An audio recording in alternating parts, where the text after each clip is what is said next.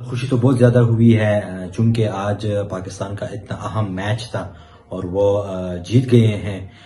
Match جیتنے کے بعد جیسے عام مبارکبادیں ہوتی ہیں، یہ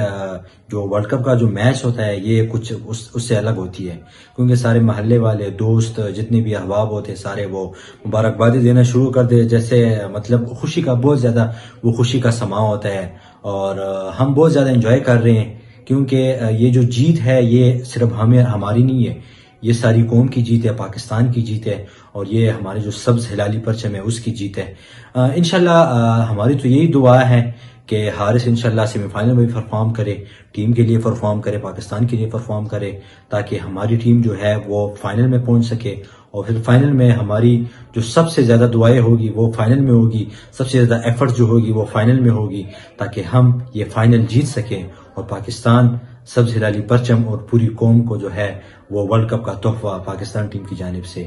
دیا جا سکے۔